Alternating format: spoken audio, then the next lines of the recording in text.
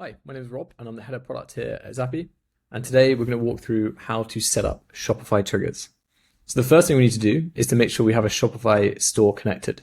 So to do that, I'll come into the integrations area of the settings and I will find Shopify and click Shopify.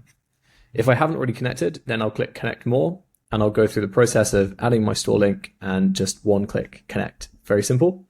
In this case, I've already got a shop connected. So this is Doi Sportswear.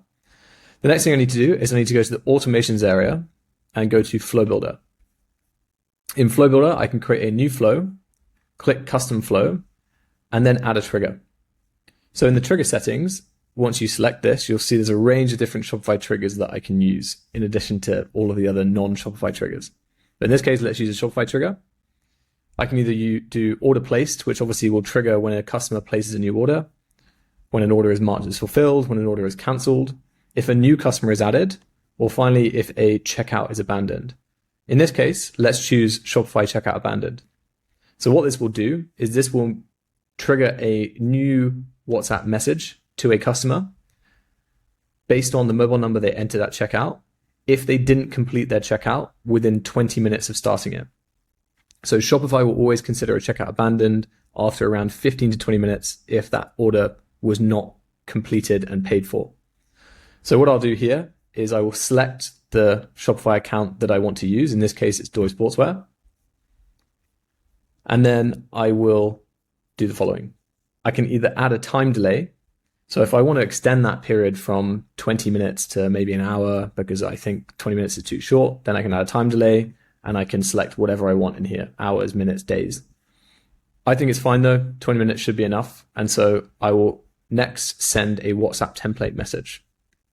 So WhatsApp template messages, I'll first select the account. I'm going to select Doi Sportswear WhatsApp account, and then I will add the mobile number. So this will be the phone number that the customer entered at the checkout before they abandoned. So I select the variable and I select customer phone. Then I can choose the WhatsApp template message. So WhatsApp template messages can be created either in Zaapi in the integrations area by clicking on WhatsApp and then selecting template messages. I can choose variables for these template messages, or I can create them from within WhatsApp Manager in Meta Business Suite. In this case, I'm going to select the cart recovery template message. And in here, I have a couple of variables. So the first variable is after hello, and this is what I'm going to use for the customer name. So I will select a variable here of customer first name. So this means it will, when the automation gets triggered and the message gets sent, it will say hello, and then the name of the customer if they entered that into their checkout flow. The next thing I'll do is I will select in the variable 2 the link for them to continue their checkout. So this would be the abandoned checkout URL. So I'll select this here. And then I've got the flow set up. This is it. So I'm going to rename this abandoned checkout so I can remember it.